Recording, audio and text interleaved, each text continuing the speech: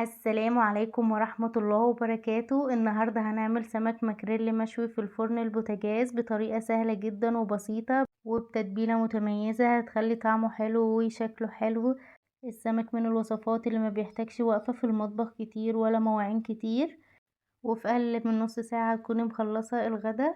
بس قبل ما نبدأ في الوصفة، لايك وشير كتير الوصفة. واذا انتي اول مرة تزوري قناتي ما تنسيش تشتركي في القناة وتفعلي زر الجرس علشان يوصلك اشعارات بكل وصفاتي الجديدة. يلا بينا نعرف المقادير وطريقة التحضير.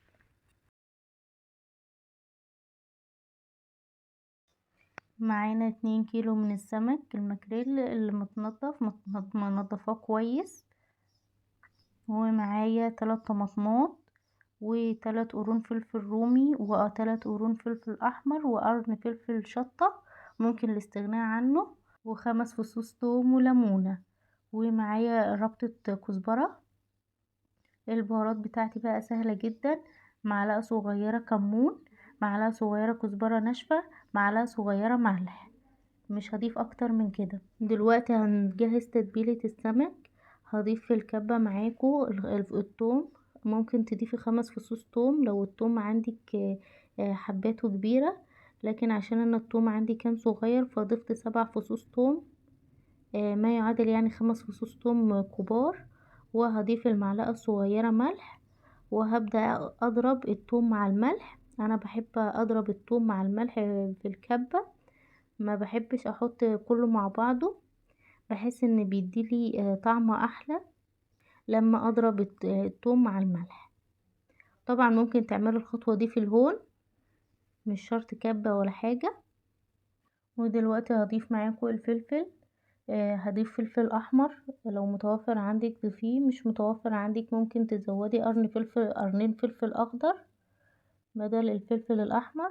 وضيفي مع البهارات معلقة صغيرة من البابريكا، بتديها طعم حلو ولون حلو برضو، بس علشان انا كان متوفر عندي فلفل احمر فاستغنيت عن البابريكا. انا دلوقتي بضيف الفلفل الشطة، ممكن تستغني عنه لو افراد عيلتك ما بيحبوهوش. وبضيف معاكم الفلفل الاخضر، وبرضو ممكن تعملي من التتبيلة ديت وتشيليها في كيس تلاجة في الفريزر. وقت ما تحبي تعملي السمك تنزلي التتبيلة على طول، وتملحي السمك بما انك يعني عملتي تتبيلة.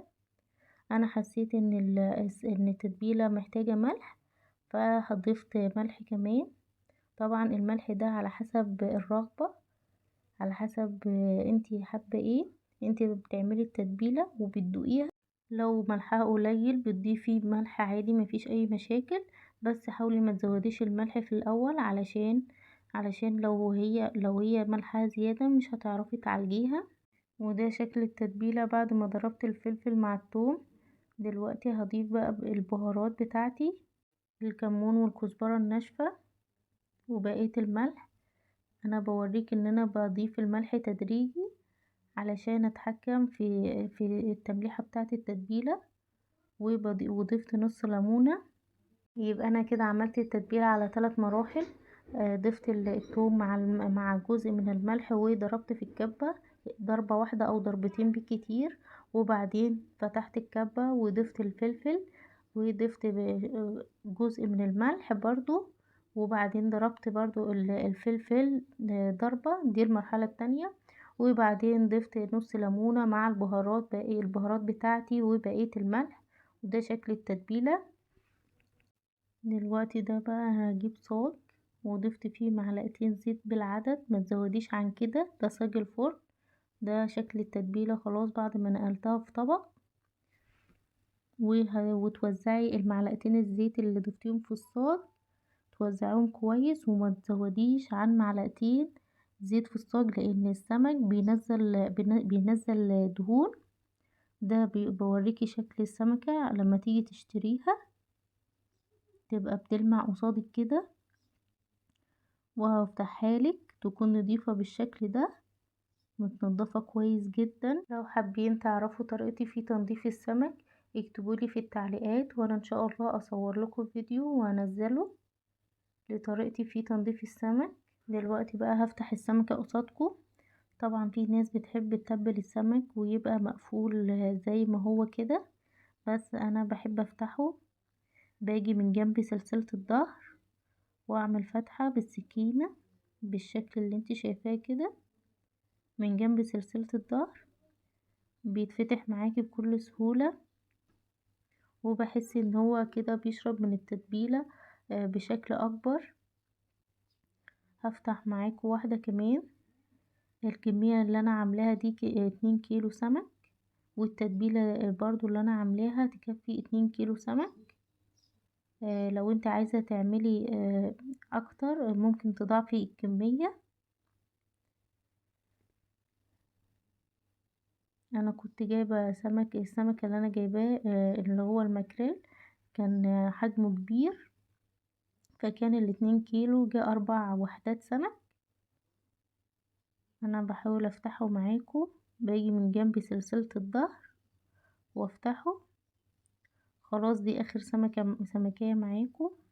حاولت اقرب من الكاميرا علشان اوريكم، سهل جدا في ان انت تفتحيه، بتيجي من جنب سلسلة الظهر وتفتحيه. دلوقتي بقى هضيف التتبيلة اللي عملتها معاكم، شايفين لونها جميل ازاي؟ بجد تحفة جدا، ان شاء الله تجربيها وتعجبك. وزي ما قلتلك التتبيلة ما فيهاش زيت، والزيت اللي هتضيفيه في قاع الصاج، هتضيفي معلقتين بس وما تزوديش عن معلقتين طعام، علشان السمك بينزل الزيوت بتاعته والدهون بتاعته، علشان ما يبقاش دسم. والتتبيلة برضو نفس الحكاية، ما تحطيش لها زيت خالص. بجد جربيه بالطريقة دي وهيعجبك جدا. وحاولي توزعي التتبيلة على السمكات كلها.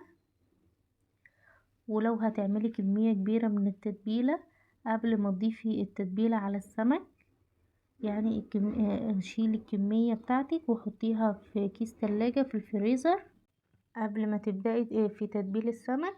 لو عاملة كمية كبيرة من التتبيلة، شيلي جزء من التتبيلة حطيه في الفريزر في كيس تلاجة، احفظيه في كيس تلاجة في الفريزر لمدة 3 شهور، مش هيحصله حاجة.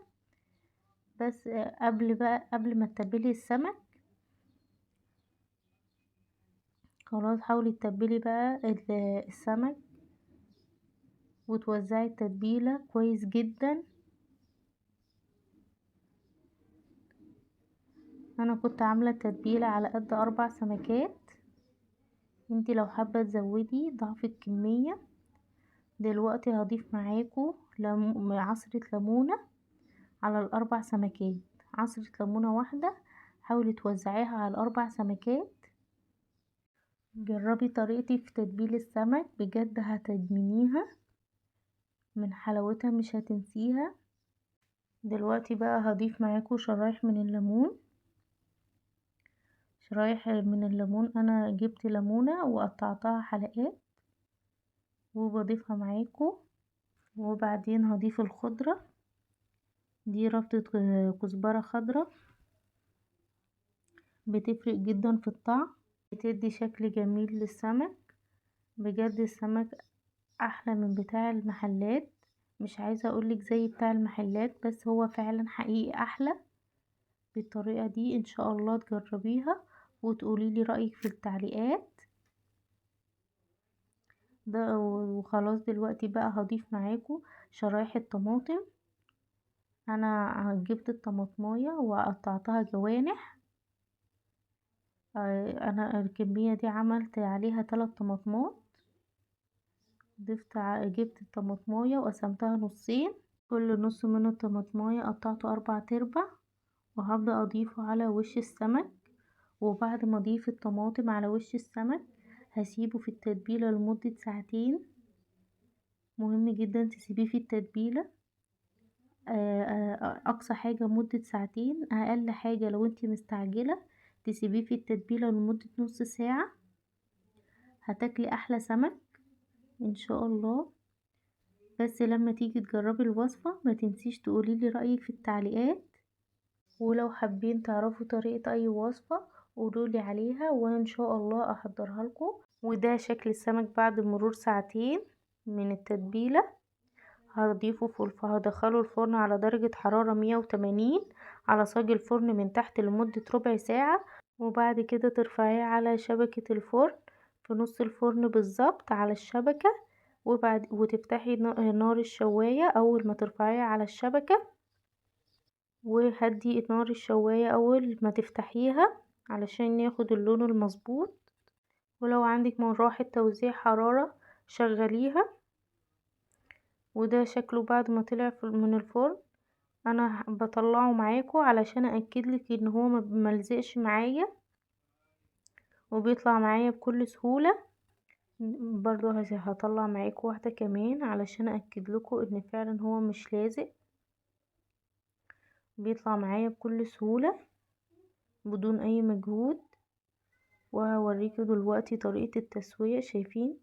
هوريكم دلوقتي ان اللحم فعلا مستوي من جوه ودايب دوب. شايفين مستوي قد ايه؟ اتمنى تكون الوصفة عجبتكم وما تنسوش تجربوا الوصفة وتقوليلي رأيكم في التعليقات. ولايك وشير كتير للوصفة. واذا انتي اول مرة تزوري قناتي ما تنسيش تشتركي في القناة وتفعلي زر الجرس علشان يوصلك اشعارات بكل وصفاتي الجديدة. والسلام عليكم ورحمة الله وبركاته.